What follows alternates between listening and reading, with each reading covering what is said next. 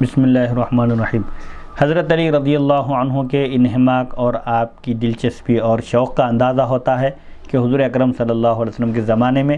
آپ احکام سے اور اس کے جزئیات سے اچھی طرح واقف ہوتے تھے کہ کون سا حکم کب نازل ہوا ہے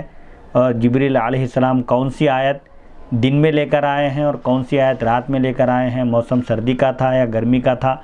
یہ سب تفصیلات سے آپ واقف ہوتے تھے اور شریعت کے احکام حضور اکرم صلی اللہ علیہ وسلم کی خدمت میں رہ کر آپ سیکھتے تھے۔ حدیث نمبر 745۔ حدثنا زید بن علی عن ابیہ عن جدیہ عن علی رضی اللہ عنہ قال لا یفتی الناس الا من قرأ القرآن وعلم الناسخ والمنسوخ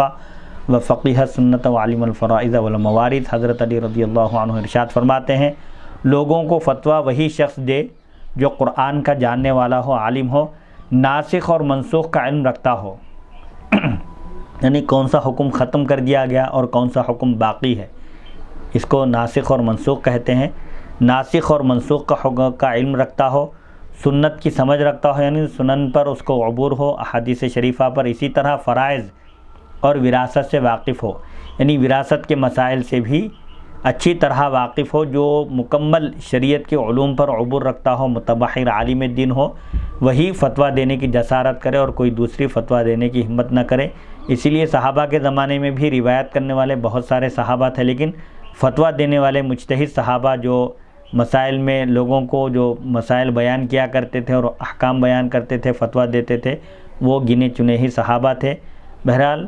یہ ایک بہت بڑا اہم منصب ہے، مفتی کی ایک ذمہ داری ہوتی ہے، اس پر پورے قوم کا دار و مدار ہوتا ہے، شرعی مسائل میں قوم کی رہنمائی کرنا اور قرآن اور احادیث سے کو سامنے رکھ کر فتویٰ دینا، یہ بہت اہم ذمہ داری ہے۔ اسی لیے فرماتے ہیں جو مکمل متبحر عالم دین ہو، ناسخ منسوخ کا علم ہو، شریعت کے تمام علوم پر جس کو عبور ہو، وہی فتویٰ دینے کا اہل ہے، وہی فتویٰ دے سکتا ہے۔ حدیث نمبر 746۔ حدثنی زید بن علی عن ابیہ عن جدیہ عن علی رضی اللہ عنہ قال نزل القرآن علی اربعۃ ارباع ربع حلال وربع حرام وربع مواعظ وامثال وربع قصص واخبار۔ حضرت علی رضی اللہ عنہ ارشاد فرماتے ہیں، قرآن مجید 4 قسموں پر نازل ہوا ہے، یعنی قرآن مجید میں جملہ 4 قسم کے احکام بیان کیے گئے ہیں۔ ایک قسم حلال سے متعلق ہے، ایک حصہ قرآن کا حلال پر مشتمل ہے، اور ایک حصہ حرام سے متعلق ہے کہ اس میں حرام چیزیں بیان کی گئی ہیں، کھانے پینے میں کون سی چیزیں حرام ہیں، نکاح میں کون سے رشتے حرام ہیں، اس طرح کے احکام ہیں۔ اور ایک حصہ قرآن مجید کا وعظ و نصیحت پر مشتمل ہے،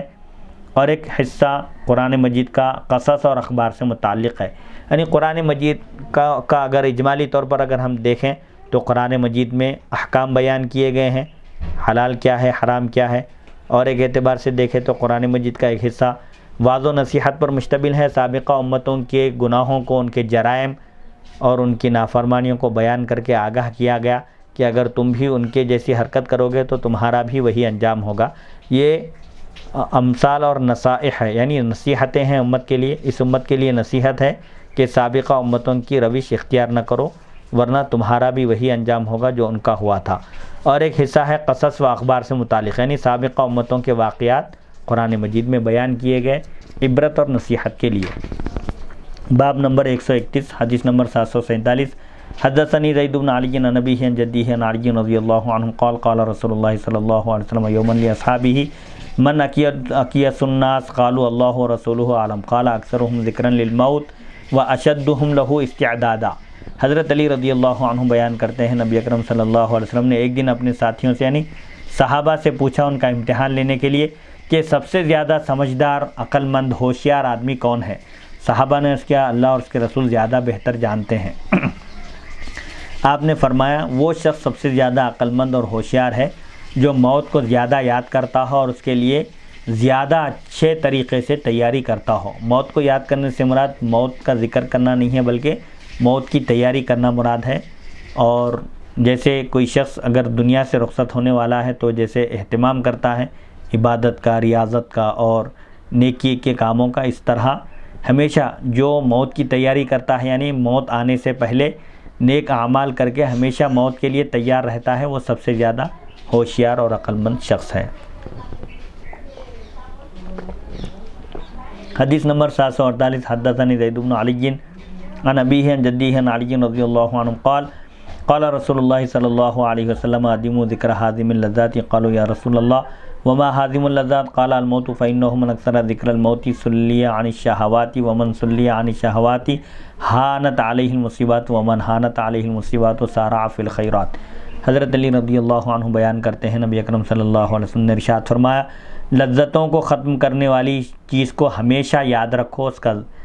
ذہن میں اس کا استحضار رکھو، یعنی اس کو ذہن میں حاضر رکھو۔ لوگوں نے عرض کیا یا رسول اللہ صلی اللہ علیہ وسلم لذات کو ختم کرنے والی کون سی چیز ہے؟ کون سی چیز ہے جو خواہشات کو لذتوں کو ختم کر دیتی ہے؟ تو آپ نے فرمایا موت، کیونکہ جو شخص موت کو زیادہ یاد رکھے گا، موت جس کے پیش نظر ہوگی، ہمیشہ مستحضر ہوگی، جس کے ذہن میں موت کا تصور رہے گا، وہ شہوتوں سے خواہشات سے رکا رہے گا، اور جو خواہشات سے رکا ہوا رہے گا اس کے لیے مصیبتیں آسان ہو جائیں گی، اور جس شخص کے لیے مصیبتیں آسان ہو جائیں گی وہ نیکی کی طرف جلدی سے آئے گا، یعنی جس شخص پر مصیبتیں مشکلات کو برداشت کرنا آسان ہو جائے گا وہ آسانی کے ساتھ نیکی کے کاموں کی طرف بڑھے گا، رغبت کرے گا اور نیکی کے کام انجام دے گا۔ اسی لیے موت کا تصور پیش نظر رہنا چاہیے اور ہمیشہ نیکیوں کے ساتھ، نیک اعمال کے ساتھ موت کی تیاری کرنے کی اس میں ترغیب دی جا رہی ہے۔ حدیث نمبر 749 حدثنی زید بن علی عن نبیہ عن جدیہ عن علی رضی اللہ عنہ قال قال رسول اللہ صلی اللہ علیہ وسلم الاجر علی قدر المصیبۃ ومن اصیب بمصیبۃ فلیذکر مصیبۃ بی فانکم لم تصابوا بمثلی۔ حضرت علی رضی اللہ عنہ بیان کرتے ہیں نبی اکرم صلی اللہ علیہ وسلم نے ارشاد فرمایا اجر و ثواب مصیبت کے حساب سے ہوتا ہے، جس کی مصیبت جتنی زیادہ بڑی ہوتی ہے اس کو اللہ کے پاس اتنا ہی بڑا اجر و ثواب ملتا ہے۔ آپ فرماتے ہیں امت کو تسلی دیتے ہوئے کہ جس شخص کو کوئی مصیبت لاحق ہو، یعنی کسی پر اگر کوئی مصیبت آ جائے تو وہ میری مصیبت کو یاد کر لے، کیونکہ تم لوگوں کو میری مصیبت کی طرح کوئی مصیبت نہیں آ سکتی، یعنی رسول اللہ صلی اللہ علیہ وسلم کا درجہ تمام مخلوق میں بڑا ہے۔ آپ نے ارشاد فرمایا اشد الناس بلاء الانبیاء، سب سے سخت ترین آزمائش والے لوگ انبیاء ہوتے ہیں۔ انبیاء کی آزمائش چونکہ ان کا مرتبہ بڑا ہوتا ہے، دین میں وہ نہایت مضبوط ہوتے ہیں۔ جو دین میں جس قدر مضبوط ہوگا، پختہ قدم والا ہوگا، جو دین کے احکام پر سختی سے عمل پیرا ہوگا، نہایت دیندار ہوگا، اس کی آزمائش بھی اتنی ہی بڑی ہوگی۔ آپ فرماتے ہیں کہ اگر کسی پر کوئی مصیبت آ جائے تو اس کو چاہیے کہ وہ میری مصیبت کو یاد کر لے۔ طائف کے میدان میں اور جنگ کے میدان میں جو آپ پر مصیبتیں آئی اور آپ نے ڈٹ کر مصیبتوں کا مقابلہ کیا اور ثابت قدم رہے، صبر کا آپ نے مظاہرہ فرمایا۔ آپ فرماتے ہیں کہ میری مصیبت کو یاد کر لے کہ اس پر جو مصیبت آئی ہے وہ میری مصیبت سے بڑی نہیں ہو سکتی، لہٰذا اس کو آپ تسلی دیتے ہیں، فرماتے ہیں کہ میری مصیبت کو یاد کر لو، کیونکہ مجھ پر جو مصیبتیں آئی ہیں وہ کسی اور پر نہیں آ سکتی اور وہ سب سے بڑی مصیبتیں تھیں۔ حدیث نمبر 750 حدثنی زید بن علی عن نبیہ عن جدیہ عن علی رضی اللہ عنہ قال ان صاحب القرآن یسأل عما یسأل عنہ النبیون الا انہ لا یسأل عن الرسالہ۔ حضرت علی رضی اللہ عنہ ارشاد فرماتے ہیں قرآن کے عالم سے، قرآن کے احکام اور اس کے علوم کو جاننے والے سے وہی پوچھا جائے گا جو انبیاء سے پوچھا جائے گا، البتہ عالم سے رسالت کے بارے میں نہیں پوچھا جائے گا۔ یعنی اس میں علماء کا درجہ بیان کیا جا رہا ہے کہ انبیاء سے رسالت، تبلیغ کے بارے میں، دین کی نشر و اشاعت کے بارے میں سوال ہوگا، عالم سے بس رسالت کے بارے میں سوال نہیں ہوگا، لیکن قرآن مجید کے علوم سے واقف رہنے والے شخص سے اس پر عمل کے بارے میں اور پھر اس نے اپنے علم کو کتنا پھیلایا ہے، اس کی نشر و اشاعت کی ہے، اس پر جو ذمہ داری عائد ہوتی ہے قرآن کے علوم سے واقف ہونے کے بعد، ان ذمہ داریوں کے بارے میں عالم سے قیامت کے دن پوچھا جائے گا۔ حدیث نمبر 751 حدثنی زید بن علی عن نبیہ عن جدیہ عن علی رضی اللہ عنہ قال قال رسول اللہ صلی اللہ علیہ وسلم تعلموا القرآن وتفقهوا به وعلموه الناس ولا تستأكلوهم به فإنه سيأتي قوم من بعد يقرؤونه ويتفقهون به يسألون الناس لا خلاق لهم عند الله عز وجل۔ حضرت علی رضی اللہ عنہ بیان کرتے ہیں نبی اکرم صلی اللہ علیہ وسلم نے ارشاد فرمایا قرآن کا علم سیکھو، حاصل کرو اور اس کی سمجھ بوجھ حاصل کرو، قرآن کے احکام کو سمجھو، لوگوں کو اس کی تعلیم دو، علم حاصل کر کے پھر علم کی نشر و اشاعت کرو، اس کو عام کرو، اس کو پھیلاؤ، اسے نہ چھوڑ دو۔ ولا تستأکلوہم بہ، قرآن مجید کے علوم اس لیے حاصل نہ کرو کہ تم اس کے ذریعے مردار دنیا کو حاصل کرو اور اس کے ذریعے کچھ معاوضہ، کچھ رقم حاصل کرو۔ آپ فرماتے ہیں کیونکہ میرے بعد عنقریب وہ لوگ آئیں گے، چند ایسے لوگ آئیں گے جو قرآن مجید پڑھیں گے، قرآن کی تلاوت کریں گے اور اس کے احکام کو سمجھیں گے، اور وہ لوگوں سے مال و دولت مانگیں گے، قرآن پڑھ کر، قرآن سنا کر وہ مال و دولت مانگیں گے، لیکن اللہ تعالیٰ کی بارگاہ میں ان کی کوئی حیثیت نہیں ہوگی۔ جو دینی علوم کو، قرآن مجید کو جو دنیا طلبی کا ذریعہ بناتے ہیں، ان کی اللہ کے پاس کوئی حیثیت نہیں ہوگی۔ حدیث نمبر 752، حدثنی زید بن علی عن ابیہ عن جدیہ عن علی رضی اللہ عنہ انہ قال من قرأ القرآن وحفظه فظن ان احدا اوتی مثل ما اوتی فقد عظم ما حقر اللہ وحقر ما عظم اللہ تعالی۔ حضرت علی رضی اللہ عنہ بیان فرماتے ہیں، جو شخص قرآن کو پڑھے، اس کو ازبر کر لے، یاد کر لے زبانی، اور پھر یہ سمجھے کہ اسے احد پہاڑ جتنا سونا دے دیا جائے تو اس نے اس چیز کو عظیم سمجھا۔ ہاں، پھر اگر کوئی شخص قرآن مجید سیکھنے کے بعد، قرآن مجید کو یاد کرنے کے بعد یہ سمجھے کہ کسی کو اس کی طرح دیا گیا ہے، یہاں پر ان احدن اوتیا مثل ما اوتیا، یعنی کسی کو اگر یہ سمجھے کہ کوئی دوسرا جو دنیا دار ہے، جس کے پاس دنیا کی دولت ہے، وہ اس حافظ قرآن سے افضل ہے، یہ سمجھا اگر، تو اس نے اس چیز کو عظیم سمجھا جسے اللہ تعالیٰ نے حقیر قرار دیا۔ یہ دنیا کا مال و متاع، یہ سب فانی ہے، حقیر ہے۔ اللہ تعالیٰ نے اس کے بارے میں فرمایا قل متاع الدنیا قلیل، دنیا کا ساز و سامان جتنا بھی ہے یہ سب قلیل ہے، حقیر ہے، معمولی ہے، اس کی آخرت کے مقابلے میں کوئی حیثیت نہیں ہے۔ اگر کوئی قرآن مجید کے علوم کا حامل ہو کر، حافظ قرآن ہو کر، کسی دنیا دار کو جو دنیا کا مال و متاع رکھتا ہے، اس کو اگر یہ سمجھے کہ وہ اس سے افضل ہے یا اس کے پاس بھی اس جیسی چیز ہے، تو گویا اس نے اللہ تعالیٰ نے جس چیز کو حقیر سمجھا ہے اس کو بڑا سمجھا، اور اللہ نے جسے عظیم قرار دیا ہے اس کو اس نے معمولی سمجھا۔ یعنی قرآن مجید کی یہ فضیلت ہے، یہ معاملہ ہے کہ جو قرآن مجید کے علوم کا حامل ہوتا ہے یا قرآن مجید کے کلمات کو یاد کر لیتا ہے، حافظ قرآن ہوتا ہے۔ حفظ قرآن یہ دنیا سے بھی بڑی دولت ہے، دنیا و ما فیہا سے بہتر شے ہے۔ اللہ تعالیٰ نے قرآن مجید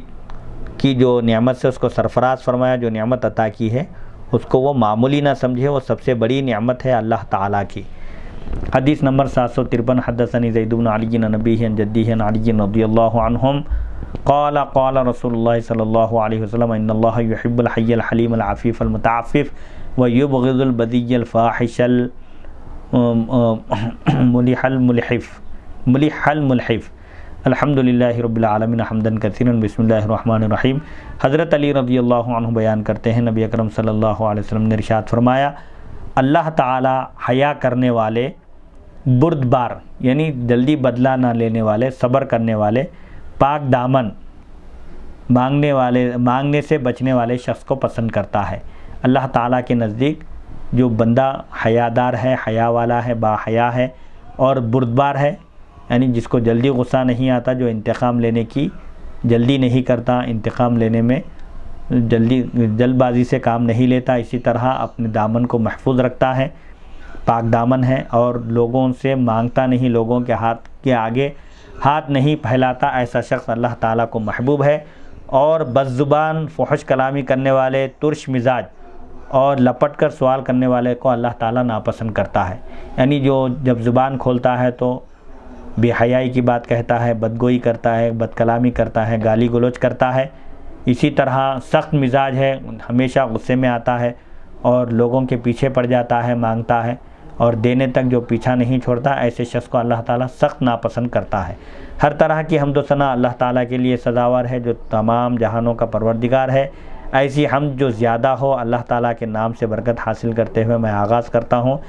حدیث نمبر 754، حدثنی زید بن علی عن ابیہ عن جدیہ عن علی رضی اللہ عنہ قال قال رسول اللہ صلی اللہ علیہ وسلم کفا بالمرء اثما ان یکون کلا وعیالا علی المسلمین۔ حضرت علی رضی اللہ عنہ بیان فرماتے ہیں، نبی اکرم صلی اللہ علیہ وسلم نے ارشاد فرمایا، آدمی کے گناہگار ہونے کے لیے اتنا ہی کافی ہے کہ وہ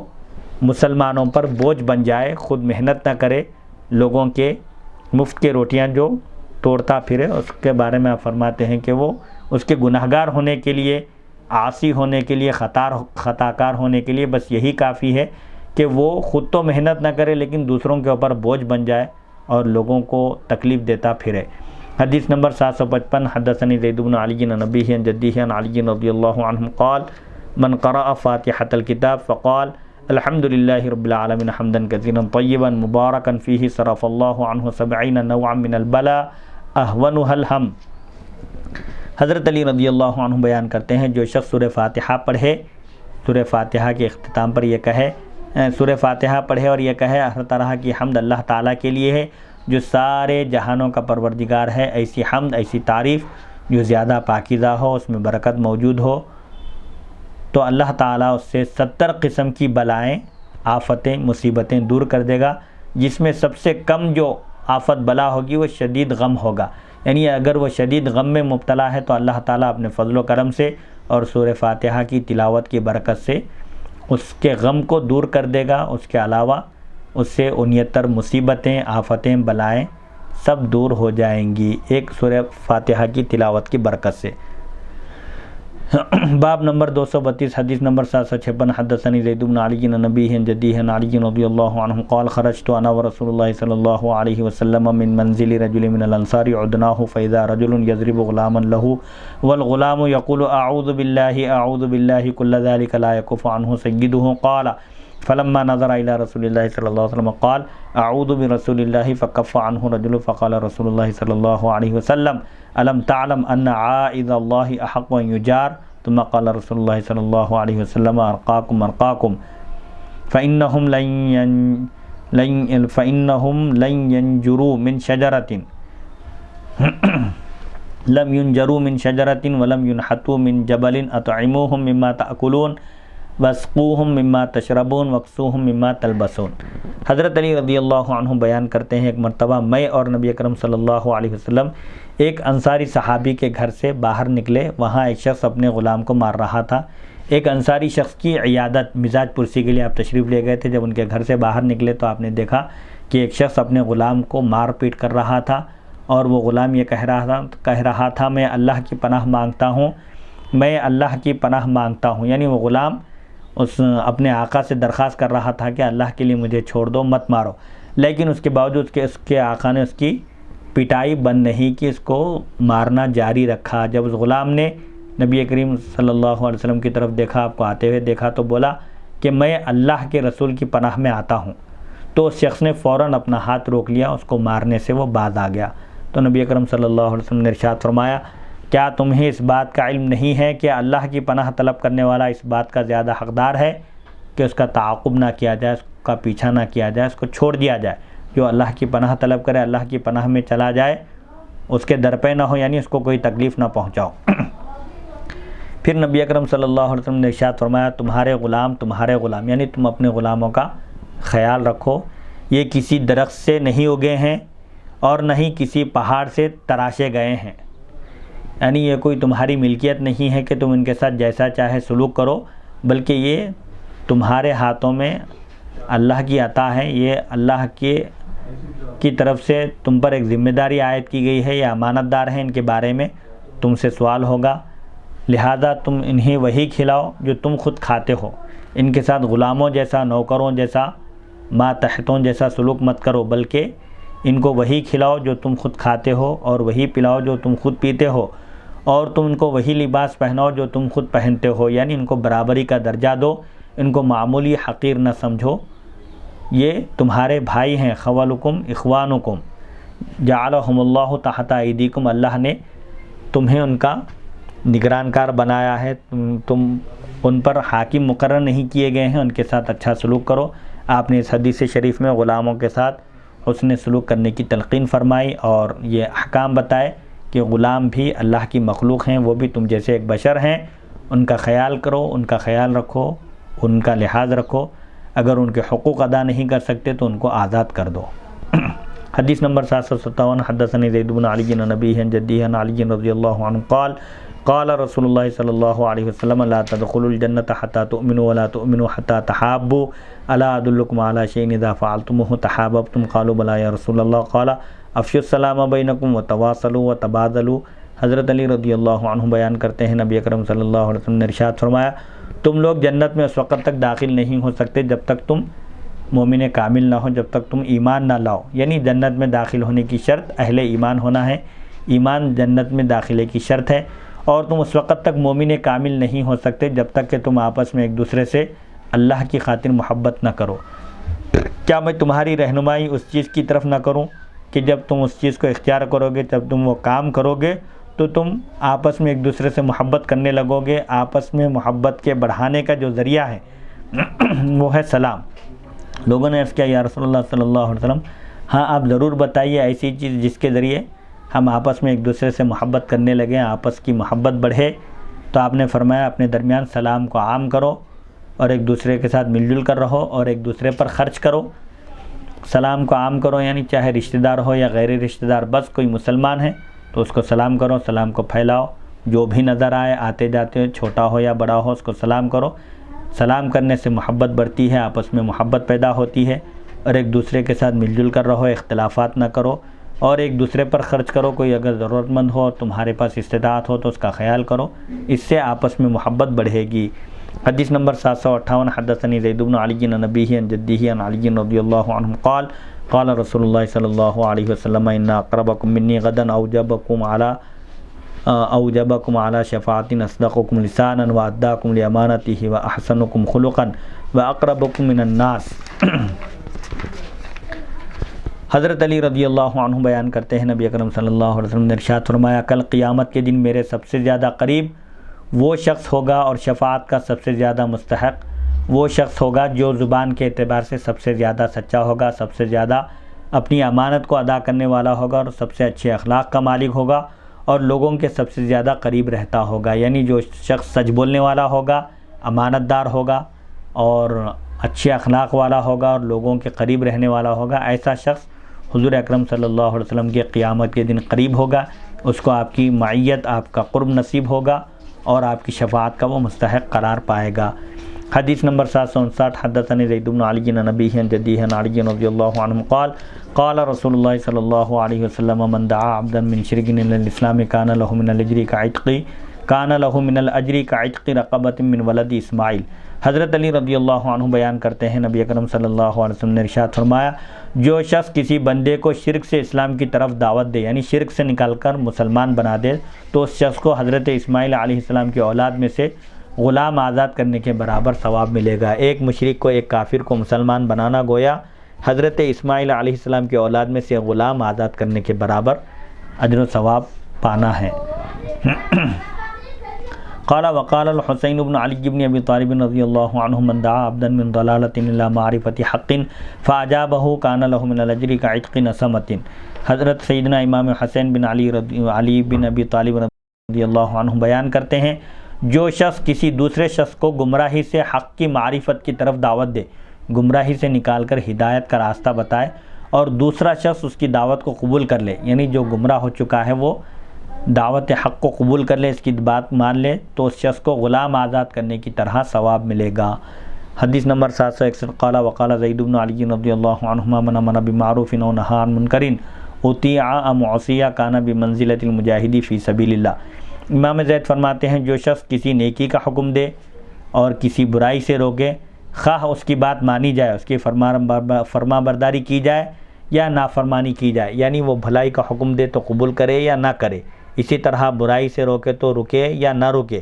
ہر صورت میں امر بالمعروف اور نہی عن المنکر کا فریضہ انجام دینے والے کی مثال آپ فرماتے ہیں اللہ کی راہ میں جہاد کرنے والے کی طرح ہے، اس کو مجاہد کی طرح اجر و ثواب ملے گا۔ جو بھلائی کا حکم دے اور برائی سے روکے، اس اہم فریضے کو انجام دے، جہاں تک ہو سکے اس کے بس میں رہے، اس کی استطاعت میں رہے، وہ اس مقدس اور اہم فریضے کو انجام دیتا رہے گا، تو اس کی مثال مجاہد کی طرح ہے، اللہ کی راہ میں جہاد کرنے والے کی طرح اس کو اجر و ثواب ملے گا۔ حدیث نمبر 762، حدثني زید بن علی عن ابیہ عن جدہ عن علی رضی اللہ عنہ قال قال رسول اللہ صلی اللہ علیہ وسلم ان افضلکم ایمانا احسنکم اخلاقا المواطنون الموطؤون اکتافا المواصلون لارحامهم الباذلون لمعروفهم الکافون لاذاهم العافون بعد قدرۃ۔ حضرت علی رضی اللہ عنہ بیان کرتے ہیں نبی اکرم صلی اللہ علیہ وسلم نے ارشاد فرمایا ایمان کے اعتبار سے تم میں سب سے زیادہ فضیلت والا شخص وہ ہے جو اخلاق کے اعتبار سے سب سے بہتر ہو، جو نہایت مہربان ہو، صلہ رحمی کرنے والا ہو، رشتہ داروں کے حقوق ادا کرنے والا ہو، رشتہ داروں کے ساتھ اچھا سلوک کرنے والا ہو، بھلائی کو پھیلانے والا ہو، اذیت تکلیف کو دور کرنے والا ہو اور بدلہ لینے کی قدرت رکھنے کے باوجود معاف کرنے والا ہو، یہ سب سے بہترین ایمان والا ہے۔ جس کے یہ اوصاف بیان کیے گئے وہ شخص سب سے بہترین ایمان والا ہے۔ حدیث نمبر 763 حدثني زید بن علی عن ابیہ عن جدیہ عن علی رضی اللہ عنہ قال قال رسول اللہ صلی اللہ علیہ وسلم لو دعیت الى قراع لاجبت ولو اہدی الی ذراع لقبلت۔ حضرت علی رضی اللہ عنہ بیان کرتے ہیں نبی اکرم صلی اللہ علیہ وسلم نے ارشاد فرمایا، اگر مجھے ایک پائے کی دعوت دی جائے، بکرے کے ایک پائے کی دعوت دی جائے تو میں قبول کر لوں گا، اور میری طرف اگر ایک دستی بکرے کا ایک دست،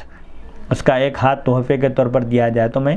قبول کر لوں گا۔ یعنی حضور اکرم صلی اللہ علیہ وسلم کی عاجزی، انکساری اور تواضع کا بیان ہے کہ آپ کسی بھی چیز کو جو تحفتاً پیش کی جاتی اس کو معمولی اور حقیر نہیں سمجھتے تھے۔ بعض لوگ جیسے کوئی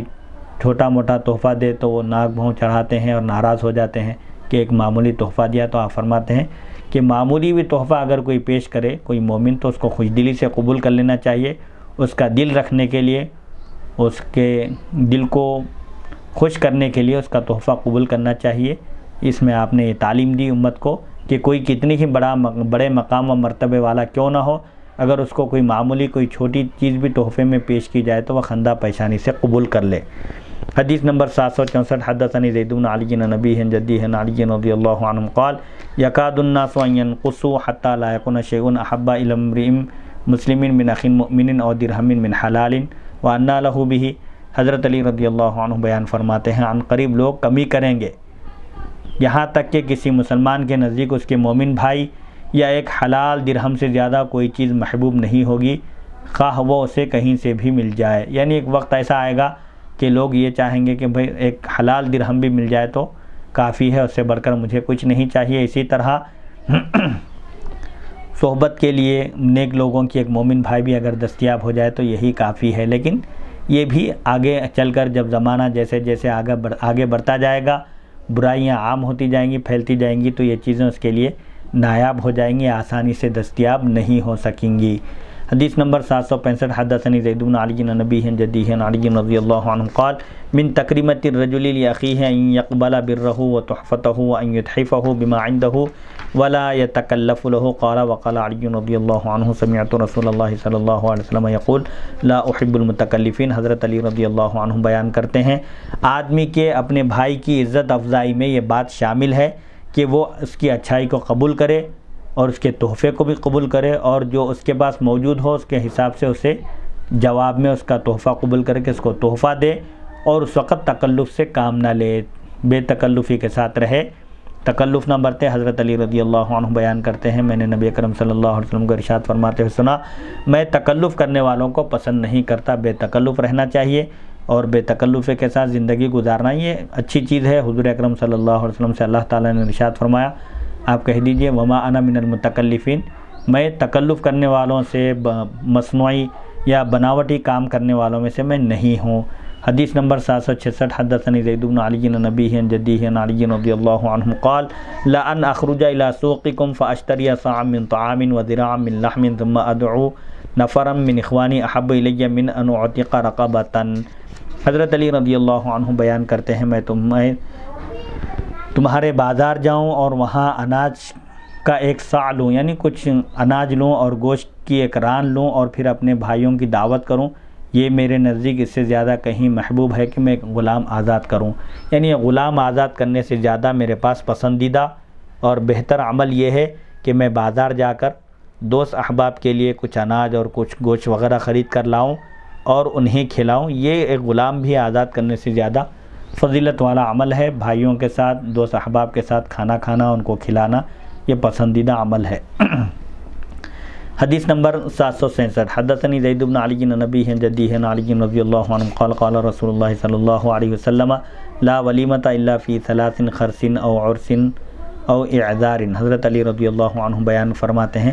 نبی اکرم صلی اللہ علیہ وسلم نے ارشاد فرمایا دعوت صرف 3 صورتوں میں ہوتی ہے۔ ایک تو بچے کی پیدائش کے وقت جس کو عقیقہ کہتے ہیں، اور عام طور پر ہندوستان میں جو رواج ہے چلہ چھٹی وغیرہ، ایسے موقع پر دعوت ہوتی ہے۔ شادی کے وقت، دوسرے شادی کے وقت اور تیسرے ختنہ کے وقت. یہ عام طور پر یہ دعوت کے مواقع ہیں. حدیث نمبر 768. حدثنی زید بن علی عن ابیہ عن جدیہ عن علی رضی اللہ عنہ قال اذا دعاکم احدکم اخوہ فلیأکل من طعامہ ولیشرب من شرابہ ولا یسأل عن شیء. حضرت علی رضی اللہ عنہ بیان کرتے ہیں جب کسی شخص کو اس کا بھائی دعوت کے لیے بلائے، دعوت دے، اس کو کھانے پر مدعو کرے، تو اس کو چاہیے کہ وہ اس کا کھانا کھائے، یعنی اس کی دعوت قبول کرے اور اس کے پاس کھانا کھائے اور پانی پیے، اور خود کسی چیز کا مطالبہ نہ کرے. یعنی میزبان سہولت سے جو چیز پیش کرے اس کو قبول کر لے، کھا لے، کھانے میں کوئی عیب نہ نکالے اور اپنی طرف سے کچھ خواہش اور فرمائش نہ کرے. جیسا کہ ایک واقعہ ہے کہ ایک صحابی کے پاس ایک صاحب ایک بار آئے مہمان کے طور پر، تو انہوں نے دستر بچھایا اور جو کچھ گھر میں موجود تھا وہ سب لا کر دستر پر رکھا. تو اس وقت مہمانوں میں سے ایک شخص نے کہا کہ اگر اس کھانے کے ساتھ اگر وہ اچار ہوتا یا وہ چٹنی ہوتی فلاں تو بہت بہتر ہوتا. تو فوراً وہ صحابی اپنی کوئی ایک درع یا کوئی ایک جنگی لباس یا کچھ وہ پانی کا ان کے پاس ایک گھڑا تھا غالباً یا سراحی تھی، اس کو اپنے پڑوسی کے پاس رہن رکھ کر وہ ان کے لیے چٹنی لائے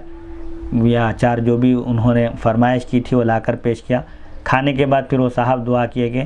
وہ تمام تعریف اس اللہ کے لیے ہے جس نے الحمدللہ الذی قنعنا بما رزقنا،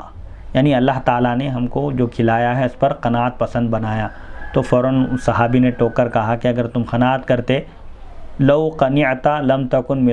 مطہرتی مرہونتاً، یعنی اگر تم قناعت کرتے اور جو دستر پر موجود ہوتا دستیاب ہوتا وہی کھا لیتے تو میرا مطہرہ وہ وضو کا لوٹا فلاں کے پاس گروی رکھا ہوا نہ ہوتا. تو اسے معلوم ہوتا ہے کہ مہمان اپنی طرف سے کوئی فرمائش کوئی خواہش نہ کرے جس کی وجہ سے میزبان تکلیف میں پڑ جائے یا اس کو مشقت اٹھانی پڑے، بلکہ جو بھی میسر ہو وہ کھا لے. حدیث نمبر 768. حدثنی زید بن علی عن ابیہ عن جدیہ عن علی رضی اللہ عنہ قال الولیمۃ اول یوم سنۃ والثانیۃ ریاء والثالثۃ سمعۃ. حضرت علی رضی اللہ عنہ بیان کرتے ہیں پہلے دن ولیمہ کرنا یہ مسنون ہے، سنت ہے. دوسرے دن یعنی ولیمے میں تاخیر کرنا یہ مناسب نہیں ہے. دوسرے دن تک دیر کرنا یہ دکھاوا ہے، ریاکاری ہے. اور تیسرے دن تو کمپلسری یعنی وہ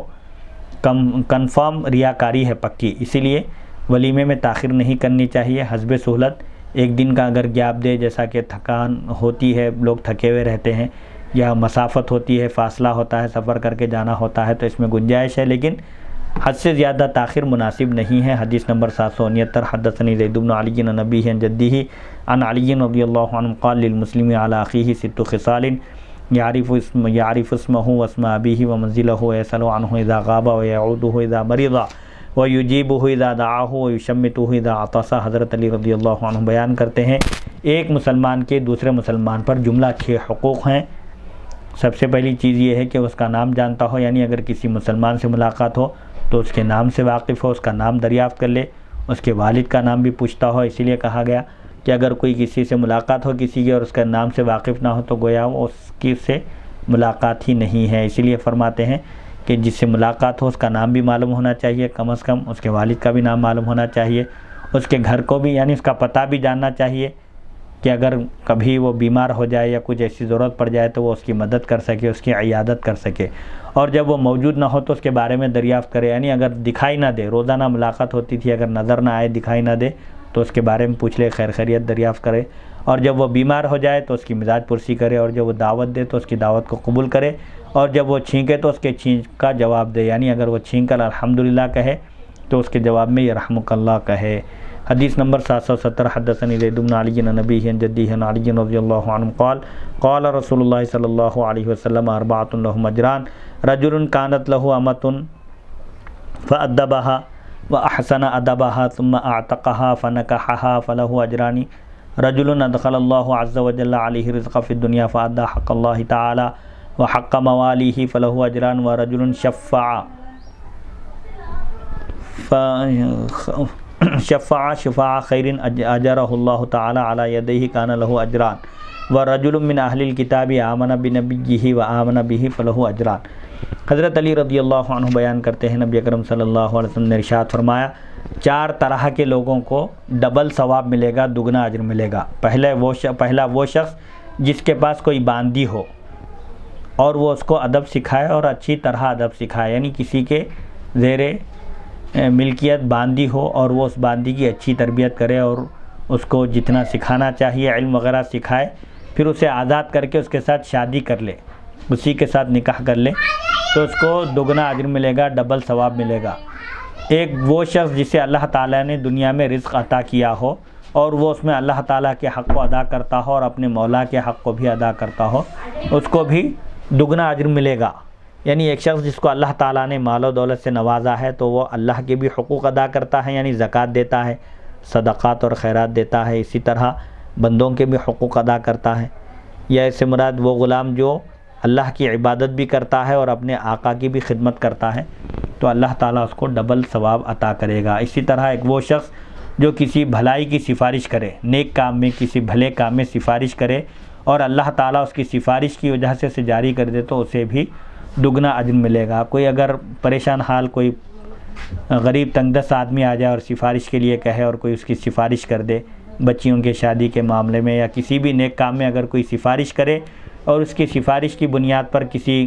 ضرورت مند کا اگر کام بن جائے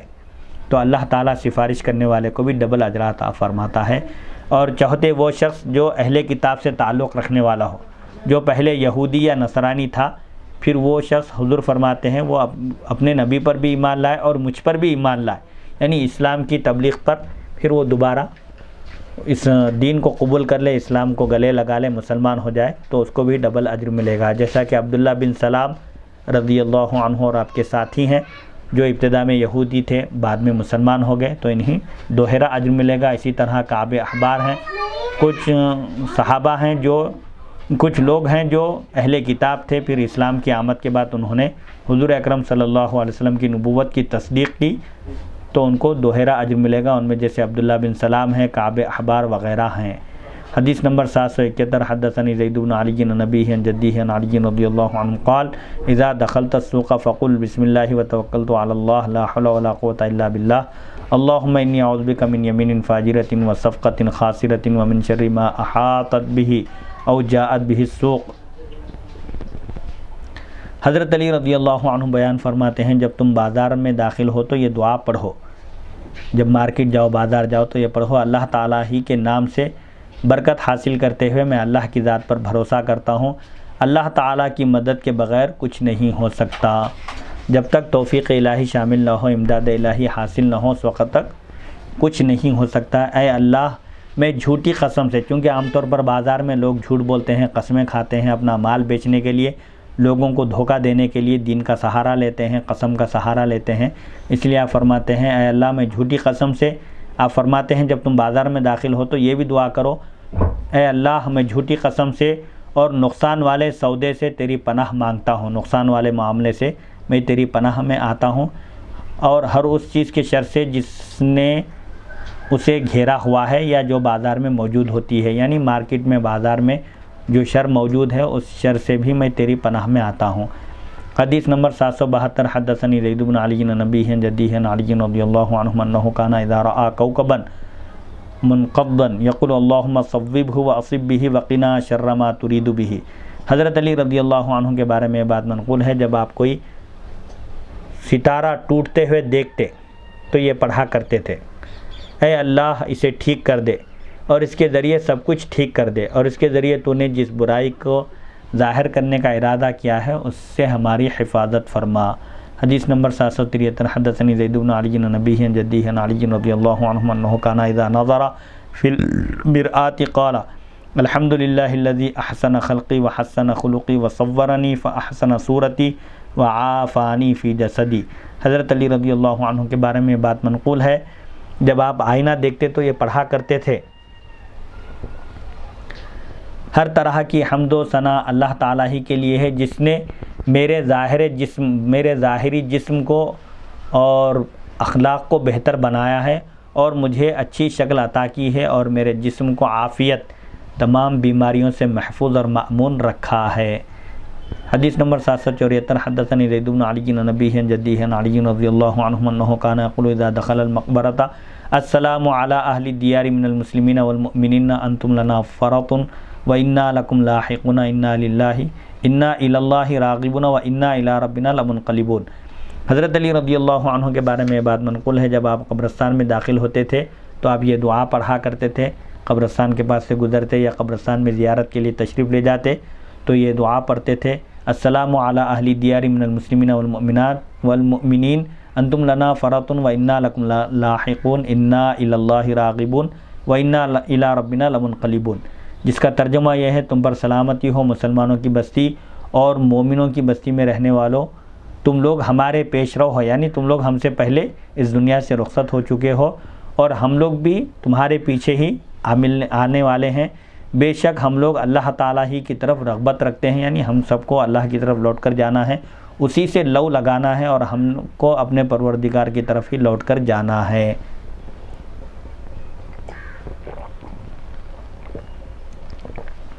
حدیث نمبر 775 حدثني زید بن علی عن نبیہ عن جدہ عن علی رضی اللہ عنہم قال شکوت الى رسول اللہ صلی اللہ علیہ وسلم تفلت القرآن من صدری فادنانی منہ ثم وضع یدہ علی صدری ثم قال اللهم اذهب الشیطان من صدره 3 مرات قال ثم قال اذا خفت من ذلك فقل اعوذ باللہ السمیع العلیم من الشیطان الرجیم ومن همزات الشیاطین واعوذ بک ربی ان یحضرونی ان اللہ هو السمیع العلیم اللهم نور بکتابک بصری وأطلق به لسانی واشرح به صدری ويسر به أمری وافرج به عن قلبی واستعمل به جسدی وقوتی لذلك فإنه لا حول ولا قوة إلا بالله العلي العظيم تعيد ذلك 3 مرات فإنه يزجر عنك۔ حضرت علی رضی اللہ عنہ بیان کرتے ہیں میں نے نبی اکرم صلی اللہ علیہ وسلم کی خدمت میں شکایت کی کہ میرے سینے سے قرآن نکل جاتا ہے، میں قرآن یاد کرتا ہوں بھول جاتا ہوں اور قرآن محفوظ نہیں رہتا، تو آپ نے مجھے اپنے قریب کیا، پھر اپنا دست مبارک میرے سینے پر رکھا اور دعا کی اے اللہ ان کے سینے سے شیطان کو دور کر دے۔ یہ بات آپ نے 3 مرتبہ کہی، پھر آپ نے ارشاد فرمایا جب تم اس بارے میں خوف محسوس کرو کہ قرآن یاد کرتے ہو اور قرآن سینے سے نکل جاتا ہو، یعنی محفوظ نہیں رہتا، یاد نہیں رہتا، اس بات کا ڈر ہو تو یہ دعا پڑھا کرو، میں سننے والے علم رکھنے والے اللہ تعالیٰ کی پناہ میں آتا ہوں شیطان کے شر سے اور شیطانی وسوسوں اور شیطانی خیالات سے، اے میرے پروردگار میں تیری اس بات سے پناہ مانگتا ہوں، میں اس بات سے میں تیری پناہ میں آتا ہوں کہ وہ میرے پاس موجود ہوں، بے شک اللہ تعالیٰ ہی سننے والا اور علم رکھنے والا ہے۔ اے اللہ اپنی کتاب کے ذریعے اپنی کتاب کے طفیل میری بینائی منور کر دے، روشن کر دے اور میری زبان کھول دے، یعنی زبان میں فصاحت اور بلاغت عطا کر دے اور میرے سینے کو کشادہ کر دے، شرح صدر کر دے اور اس کے ذریعے میرے معاملے کو آسان کر دے اور اس کی وجہ سے میرے دل کو کشادہ کر دے اور میرے جسم کو اس پر عمل کرنے کی توفیق دے اور مجھے اس کی قوت بھی دے، بے شک عظیم اور بلندتر اللہ تعالیٰ کی مدد کے بغیر کچھ نہیں ہو سکتا، یعنی نیکی کرنے کی قوت اور برائی سے بچنے کی طاقت صرف اللہ تعالیٰ کی مدد سے ہے۔ یہ بات تم 3 مرتبہ پڑھو وہ معاملہ تم سے دور ہو جائے گا۔ آپ نے حضرت علی رضی اللہ عنہ کو یہ دعا تلقین کی اور 3 مرتبہ پڑھنے کی آپ نے تاکید فرمائی، جب 3 مرتبہ پڑھو گے تو یہ کیفیت جو قرآن کے بھولنے کی ہے یا قرآن کے سینے سے نکل جانے کی ہے وہ کیفیت دور ہو جائے گی۔ حدیث نمبر 776 حدثني زید بن علی عن نبیہ عن جدیہ عن علی رضی اللہ عنہ قال قال رسول اللہ صلی اللہ علیہ وسلم الموت فزع فإذا بلغ أحدكم موت أخيه فليقل كما أمر الله عز وجل إنا لله وإنا إليه راجعون وإنا إلى ربنا لمنقلبون اللهم اكتبه عندك من المحسنين واجعل كتابه في عليين واخلف على عقبه في الآخرين اللهم لا تحرمنا أجره ولا تفتنا بعده۔ حضرت علی رضی اللہ عنہ بیان کرتے ہیں نبی اکرم صلی اللہ علیہ وسلم نے ارشاد فرمایا موت ایک گھبراہٹ ہے، ایک خوف ہے، جب کوئی شخص اپنے بھائی کی موت کے پاس موجود ہو تو وہی کہے جسے اللہ تعالیٰ نے حکم دیا ہے۔ جب کسی شخص کو اس کے بھائی کی موت کی اطلاع ملے، خبر ملے کسی کے انتقال کی، کسی مسلمان کے فوت ہونے کی، تو وہی کہے، وہی کلمات کہے جس کا اللہ تعالیٰ نے حکم دیا ہے۔ وہ کیا ہے؟ انا للہ و انا الیہ راجعون پڑھے، بے شک ہم اللہ تعالیٰ ہی کے لیے ہیں اور ہم کو اسی کی طرف لوٹ کر جانا ہے اور ہم اپنے پروردگار کی طرف لوٹ کر جانے والے ہیں۔ اے اللہ، اب پھر مرنے والے کے حق میں دعائیہ کلمات کہیں، اے اللہ اسے اپنے پاس نیکی کرنے والوں میں شمار کر اس کا نام لکھ دے، اور اس کی کتاب کو علیین میں یعنی نیک لوگوں میں اس کے نام عمل کو شمار کر، اور اس کے پیچھے والوں کا نگہبان ہو جائے، یعنی اس کے جو ورثہ ہیں، اس نے جن لوگوں کو چھوڑ کر انتقال کیا ہے، اس کی اولاد ہے، اس کے بیوی بچے وغیرہ ہیں، جو بھی ہیں، تو ان کا نگران کار بن جا، ان کا نگہبان ہو جا، یعنی ان کی تو رعایت فرما۔ اے اللہ ہمیں اس کے اجر سے محروم نہ رکھ، اور اس کے بعد ہمیں آزمائش میں فتنے میں مبتلا نہ کر۔ حدیث نمبر 777۔ حدثني زید بن علی عن ابیہ عن جدیہ عن علی رضی اللہ عنہ قال کان رسول اللہ صلی اللہ علیہ وسلم اذا اوى الى فراشه عند منامه اتكأ على جانبه الايمن ثم وضع يمينه تحت خده مستقبل القبلة ثم قال بسمك اللهم وضعت جنبي وبك ارفعه اللهم ان امسكت نفسي فارحمها وان اخرتها فاحفظها بما تحفظ به الصالحين۔ حضرت علی رضی اللہ عنہ بیان کرتے ہیں نبی اکرم صلی اللہ علیہ وسلم جب بستر پر جاتے تھے، یعنی جب آرام کرنے کا ارادہ فرماتے تو سوتے وقت آپ اپنے دائیں پہلو کی طرف لیٹتے تھے، یعنی سیدھے ہاتھ کی طرف رخ کر کے آپ قبلے کی طرف رخ کر کے لیٹتے تھے۔ پھر آپ اپنا دایاں دست مبارک سیدھا ہاتھ اپنے رخسار کے نیچے رکھ کر قبلے کی طرف رخ کر کے آپ یہ پڑھا کرتے تھے، اے اللہ تیرے ہی نام سے برکت حاصل کرتے ہوئے میں نے اپنا پہلو زمین پر رکھا ہے، یعنی لیٹا ہے، آرام کیا ہے، اور میں تیری ہی مدد سے نیند سے جاگوں گا، بیدار ہوں گا۔ اے اللہ اگر تو میری جان کو روکے تو اس پر رحم کرنا، یعنی لیٹنے کے بعد اگر میں اٹھ نہ سکا، میری روح قبض ہو جائے تو اس پر رحم کرنا، اور اگر تو اسے مہلت دے، یعنی اگر میرا وقت نہیں آیا ہے اور روح قبض نہیں ہوئی، میں سو کر پھر اٹھ جاؤں، بیدار ہو جاؤں دوبارہ، تو میرے نفس کی حفاظت کرنا، اسے مہلت دینا، اس کی حفاظت کرنا اس چیز کے ذریعے جس کے ذریعے تو اپنے نیک بندوں کی حفاظت کرتا ہے، یعنی شیطان کے شر سے، اس کے وسوسے سے محفوظ رکھنا، اور نیک بندوں کی جیسے تو رعایت کرتا ہے، ان کو اپنے حفظ و امان میں رکھتا ہے، اسی طرح مجھ کو بھی اپنے حفظ و امان میں رکھنا۔ حدیث نمبر 778۔ حدثني زید بن علی عن ابیہ عن جدیہ عن علی رضی اللہ عنہ قال له رجل یا امیر المؤمنین ما ترى في سؤر الابل ومشي الرجل في النعل الواحد وشرب الرجل وهو قائم قال فدخل الرحبة وانا معه والحسن قال ودعا بناقة له فساقاها من ذلك الماء ثم تناول ركوة فغرف من فضلها وشرب وهو قائم ثم انتعل بإحدى عليه حتى خرج من الرحبة ثم قال للرجل قد رأيت فإن كنت بنا تقتدي فقد رأيت ما فعلنا۔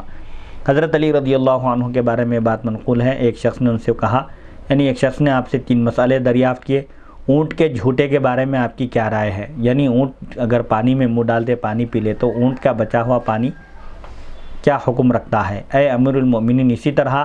آدمی کے ایک جوتا پہن کر چلنے کے بارے میں اور کھڑے ہو کر کچھ پانی پینے کے بارے میں آپ کیا فرماتے ہیں۔ راوی بیان کرتے ہیں حضرت علی رضی اللہ عنہ صحن میں تشریف لائے، میں آپ کے ساتھ موجود تھا۔ راوی کہتے ہیں میں آپ کے ساتھ موجود تھا، اور حسن بھی تھے آپ کے ساتھ، حسن ابن علی، اور بچے آپ نے کیا کیا، اس وقت ایک اونٹنی منگوائی، اسے پانی پلایا، پھر اس برتن کو اپنی طرف کیا، یعنی اونٹ نے جس برتن میں پانی پیا تھا، آپ نے اونٹ کے بچے ہوئے پانی کو پی لیا، آپ نے کھڑے ہو کر اس پانی کو پیا، پھر آپ نے ایک جوتا پہنا اور صحن سے باہر تشریف لے گئے۔ پھر آپ نے اس شخص سے کہا تم نے دیکھا، یعنی میں نے جو عمل کیا ہے، اونٹ کا بچا ہوا پانی پیا، ایک جوتے میں چل کر بتایا اور کھڑے ہو کر پانی پیا۔ فرماتے ہیں اگر تم ہماری پیروی کرتے ہو تو تم نے وہ دیکھ لیا جو ہم کرتے ہیں، یعنی ہماری پیروی کرنے والوں کے لیے یہ نمونہ ہے، یہ بتانا ہے کہ مأکول اللحم جانوروں کا پانی، جن جانوروں کا گوشت کھایا جاتا ہے ان کا پانی ناپاک نہیں ہے، ان کا جھوٹا استعمال کیا جا سکتا ہے۔ اسی طرح ضرورت کے وقت اگر چپل ٹوٹ جائے یا ایسی کوئی نوبت آ جائے تو ایک چپل پہن کر بھی چلا جا سکتا ہے، یہ ضرورتاً ہے، ہمیشہ ایسا کرنا نہیں ہے۔ اسی طرح کھڑے ہو کر پانی پینے کے بارے میں بھی آپ نے بتایا کہ آب زمزم تو کھڑے ہو کر پینا ہے، اس کے علاوہ اگر کہیں ایسی جگہ ہو جہاں پر بیٹھنے کے لیے کوئی جگہ نہ ہو، گندگی ہو، کیچڑ ہو، آبدار خانے وغیرہ جیسے ہوتے ہیں، ایسی مجبوری کے وقت کھڑے ہو کر پانی پینا جائز ہے۔ حدیث نمبر 779 حدثني زید بن علی عن ابیہ عن جدیہ عن علی رضی اللہ عنہ قال خرجت انا ورسول اللہ صلی اللہ علیہ وسلم نطوف فی نخل وصاحب النخل معنا فاذا هو بمطهرة معلقة على نخلة قال فتناول رسول اللہ صلی اللہ علیہ وسلم المطهرة وهو قائم فجعل يشنها في فيه شنا وهو قائم۔ حضرت علی رضی اللہ عنہ بیان کرتے ہیں ایک مرتبہ میں اور نبی اکرم صلی اللہ علیہ وسلم باہر نکلے، ہم نے ایک باغ کا چکر لگایا، باغ کا مالک ہمارے ساتھ موجود تھا، وہاں ایک مشکیزہ ایک درخت پر لٹکا ہوا تھا۔ باغ میں جیسے پانی پینے کے لیے زمانے میں باٹلز وغیرہ ہے، اس زمانے میں مشکیزے ہوتے تھے تھیلی کی شکل کے، تو وہاں ایک درخت پر ایک مشکیزہ لٹکا ہوا تھا۔ راوی بیان کرتے ہیں نبی اکرم صلی اللہ علیہ وسلم اس مشکیزے کی طرف بڑھے، آپ کو پیاس لگ رہی تھی، آپ کھڑے ہو کر اس کے منہ سے منہ لگا کر پانی پی لیا جبکہ آپ کھڑے ہوئے تھے، یعنی آپ نے مشکیزے سے ضرورتاً منہ لگا کر پانی پیا اور کھڑے کھڑے پانی پیا، تو یہ بتانے کے لیے کہ کھڑے ہو کر پانی پینا جائز ہے، یہ حرام نہیں ہے۔ حدیث نمبر 780 حدثني زید بن علی عن ابیہ عن جدیہ عن علی رضی اللہ عنہ قال قال رسول اللہ صلی اللہ علیہ وسلم لا ينبغي لوال من الولاة ولا لملك ان تبلغ عقوبته حدا من حدود اللہ عز وجل وایما وال من الولاة او ملک بلغت عقوبته حدا من حدود اللہ لقی اللہ وهو ساخط علیہ۔ قال وكان علی رضی اللہ عنہ یقول حد الملوک فی ادنى الحدود 40 ولا ينبغي لأحد ان تبلغ عقوبته حد الملوک۔ حضرت علی رضی اللہ عنہ بیان کرتے ہیں نبی اکرم صلی اللہ علیہ وسلم نے ارشاد فرمایا کسی بھی حکمران بادشاہ کے لیے یا کسی بھی حکمران یا بادشاہ کے لیے یہ بات جائز نہیں ہے کہ وہ سزا دیتے ہوئے اللہ کے حدود تک پہنچ جائے۔ جو بھی حکمران یا جو بھی بادشاہ اللہ کی حدود کی حد تک سزا دے تو جب وہ اللہ تعالیٰ کی بارگاہ میں حاضر ہوگا تو اللہ تعالیٰ اس سے ناراض ہوگا، یعنی شرعی حدود۔ اگر کوئی مثال کے طور پر کوئی کسی کو قتل کر دے تو اس کی گردن اڑانا ہے، اگر کوئی شادی شدہ زنا کرے تو اس کو رجم کرنا ہے یعنی سنسار کرنا ہے، اسی طرح کوئی غیر شادی شدہ زنا کرے تو اس کو 100 کوڑے مارنا ہے، کوئی اگر پاک دامن عورت پر تہمت لگائے اور ثابت نہ کر سکے تو 80 کوڑے مارنا ہے۔ شرابی کی حد 40 کوڑے ہے۔ اگر کوئی حاکم وقت یا بادشاہ حد کے برابر یعنی 40 کوڑے اگر کسی کو مارے تو پھر وہ اللہ تعالیٰ اس پر ناراض ہوگا، قیامت کے دن جب وہ اللہ سے ملے گا تو اللہ تعالیٰ اس سے ناراض ہوگا، یعنی کوئی بادشاہ اگر کسی کو سزا دے تو وہ شرعی حدود سے کم سزا دے۔ حضرت علی رضی اللہ عنہ فرماتے ہیں بادشاہ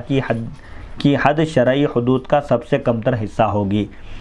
شرعی حدود میں سب سے کم حد شرابی کی 40 کوڑے ہے۔ اگر کوئی بادشاہ یا کوئی حاکم اگر سزا دے تو وہ 40 کوڑے سے کم ماننا چاہیے، یعنی 40 کوڑوں کی سزا نہیں دینی چاہیے، اس سے کم سزا دینی چاہیے۔ حدیث نمبر، اسی لیے حضرت عمر بن عبدالعزیز رضی اللہ عنہ کے زمانے میں آپ کے دربار میں ایک شخص نے یزید پلید کو امیر المؤمنین کہا تو آپ نے اس کو 20 کوڑے لگانے کا حکم صادر فرمایا تھا۔ اس سے یہ معلوم ہوتا ہے ان کے عمل سے بھی کہ کوئی بادشاہ وقت کسی کو سزا دے تو اس کی ثواب دید پر موقوف ہے، اگر شرعی حد اس کے لیے کوئی مقرر نہیں ہے تو بادشاہ اپنے حساب سے اپنی مرضی سے اس کو سزا دے سکتا ہے، لیکن 40 کوڑے سے وہ کم ہونی چاہیے سزا۔ یزید کو کیا بولنے پر امیر المؤمنین کا لفظ یزید کے ساتھ استعمال کیا تو آپ نے اس شخص کو 20 کوڑے لگانے کا حکم دیا تھا۔ تو یہاں بتلانا یہ مقصد ہے کہ کیونکہ شرعی حدود سے یہ کم ہے، شرعی حد کم از کم 40 کوڑے ہے، کوئی بادشاہ اگر کسی کو سزا دے حاکم وقت اسلامی حکمران تو وہ 40 کوڑے نہیں مارنا چاہیے، اس سے کم مارنا چاہیے۔ اگر کوئی 40 کوڑے مارے یا شرعی حد کو پار کرے تو اللہ تعالیٰ اس سے قیامت کے دن ناراض ہو جائے گا۔ حدیث نمبر 781 حدثني زید بن علی عن ابیہ عن جدیہ عن علی رضی اللہ عنہ قال بایعنا رسول اللہ صلی اللہ علیہ وسلم وكنا نبايعه على السمع والطاعة في المكره والمنشة وفي اليسر والعسر وفي الأثرة علينا وأن نقيم ألسنتنا بالعدل ولا تأخذنا في الله لومة لائم فلما كثر الإسلام قال رسول الله صلى الله عليه وسلم لعلي رضي الله عنه الحق فيها وأن تمنعوا رسول الله وذريته مما تمنعون منه أنفسكم وذراريكم قال فوضعتها والله على رقاب القوم فوفى بها من وفى وهلك بها من هلك۔ حضرت علی رضی اللہ عنہ کے بارے میں یہ بات منقول ہے، آپ فرماتے ہیں ہم نے نبی اکرم صلی اللہ علیہ وسلم کے دست مبارک پر بیعت کی ہم نے آپ کے دست اقدس پر اطاعت و فرما برداری کی بیعت کی کہ ہم آپ کی اطاعت کریں گے، آپ کی بات مانیں گے، پسندیدگی میں بھی ناپسندیدگی میں بھی، یعنی آپ جس چیز کا ہم کو حکم دیں چاہے اس میں ہمارا نفس تیار ہو، چاہے وہ ہماری مرضی کے موافق ہو یا مرضی کے خلاف ہو، ہر صورت میں ہم آپ کی بات مانیں گے۔ اسی طرح آسانی اور تنگی میں، یعنی چاہے تونگری ہو یا تنگ دستی ہو، ہر حالت میں ہم آپ کی بات مانیں گے، خواہ ہمارے ساتھ ترجیحی سلوک کیا جائے اس وقت بھی ہم آپ کی بیعت پر قائم رہیں گے، اور یہ کہ ہم اپنی زبانوں کو عدل کے ساتھ قائم رکھیں گے، یعنی عدل قائم کرنے کے لیے، انصاف قائم رکھنے کے لیے دنیا میں ہم اپنی زبان کا استعمال کریں گے، جہاں بولنے کی ضرورت ہوگی ہم برابر زبان سے عدل کا، حق کا، انصاف کا پیغام عام کریں گے، اور اللہ تعالیٰ کی ذات کے بارے میں کسی ملامت کرنے والے کی ملامت کی ہم پرواہ نہیں کریں گے۔ جب اسلام زیادہ ہو گیا، یعنی مسلمان جب زیادہ ہو گئے، بڑی تعداد میں مسلمان کے فالوورز، ماننے والے جب بڑھ گئے، تو نبی اکرم صلی اللہ علیہ وسلم نے حضرت علی رضی اللہ عنہ سے فرمایا تم اس میں یہ بات شامل کر لو کہ اگر تم لوگوں نے اللہ کے رسول اور ان کی اولاد کو روکا اس چیز سے جس سے تم اپنے آپ کو اور اپنی اولاد کو روکتے ہو، راوی کہتے ہیں اللہ کی قسم میں نے اسے لوگوں کی گردنوں پر رکھا ہے، کچھ لوگوں نے اسے پورا کیا اور کچھ لوگ اس بارے میں ہلاکت کا شکار ہو گئے۔ یعنی یہ جو احکام بتائے گئے تھے، صحابہ کرام نے حضور صلی اللہ علیہ وسلم کے ہاتھ پر بیعت کی، ہر حالت میں چاہے تنگی ہو، فقر و فاقہ ہو یا مالداری ہو، آسانی ہو یا تنگ دستی ہو، یا مال غنیمت میں کسی کو حصہ کم ملے یا زیادہ ملے، کسی کے مقابلے میں کسی کو ترجیح دی جائے یا اس کے ساتھ کوئی اور سلوک کیا جائے، ہر صورت میں وہ رسول اللہ صلی اللہ علیہ وسلم کی بیعت کو پورا کریں گے، آپ کی اطاعت کریں گے اور آپ کی اطاعت سے پیچھے نہیں ہٹیں گے۔ پھر جب مسلمانوں کی تعداد بڑھ گئی تو حضور صلی اللہ علیہ وسلم نے فرمایا کہ اس میں یہ بات بھی شامل کر لو۔ وہ بات کیا ہے؟ اگر تم لوگوں نے اللہ کے رسول اور ان کی اولاد کو روکا، یعنی رسول اللہ صلی اللہ علیہ وسلم اور آل رسول کو اس چیز سے جس سے تم اپنے آپ کو اور اپنی اولاد کو روکتے ہو، یہ بھی یہ بات اس میں شامل کر لو۔ تو راوی کہتے ہیں کہ یہ ایک بہت اہم کٹھن مرحلہ تھا، اس لیے آپ کہتے ہیں کہ میں نے اسے لوگوں کی گردنوں پر رکھا ہے، یعنی اس کے ذریعے پرکھا ہے کہ کون لوگ اس میں پورے اترتے ہیں، اس بات کو پوری کرتے ہیں، اس عہد کو، اور کون لوگ اس سے پھٹ جاتے ہیں۔ تو آپ کہتے ہیں کہ کچھ لوگوں نے اس عہد کو پورا کیا، یعنی آل نبی کا بھی احترام ملحوظ رکھا، اور کچھ لوگ اس بارے میں ہلاکت کا شکار ہو گئے، یعنی اس عہد کو پورا نہیں کر سکے اور وہ لوگ ہلاکت میں پڑ گئے۔ انشاءاللہ اپنی اگلی نشست حدیث نمبر 782 سے شروع ہوگی انشاءاللہ۔ اس نشست میں کتاب کا جو آخری مرحلہ ہے وہ انشاءاللہ پورا ہوگا۔ اللہ تعالیٰ سے دعا ہے کہ ہم کو سننے اور سنانے سے زیادہ احکام شریعت پر عمل کرنے کی توفیق عطا فرمائے، اور اپنے فضل و کرم سے تمام عالم اسلام کے مسلمانوں کی جان و مال، عزت اور آبرو کی حفاظت فرما۔ اے مولا، ہمارے اس ریکارڈنگ کے جو محتمم ہیں ڈائریکٹر مولانا سید عبدالواسع حسینی بخاری چشتی نورانی پاشا صاحب کو صحت و عافیت سے سرفراز فرما، اور ان کو ان کے ساتھ عافیت کا معاملہ فرما، اور ان کے اہل و عیال میں برکت عطا فرما، اور سب کو صحت و عافیت کے ساتھ رکھ، اور ایمان پر ثابت قدم رکھ، سب کو استقامت عطا فرما، اور سب کے جائز مقاصد میں کامیابی عطا فرما، سب جائز حاجات کی تکمیل ہو، اور ہم سب کو ہر قسم کے امراض سے، بیماریوں سے، آفتوں سے محفوظ و مأمون فرما۔ وصلی اللہ تعالی علی خیر خلقہ سیدنا محمد وعلی آلہ وصحبہ افضل صلواتک وعدد معلوماتک وبارک وسلم۔ سبحان ربک رب العزۃ عما یصفون وسلام علی المرسلین والحمد للہ رب العالمین۔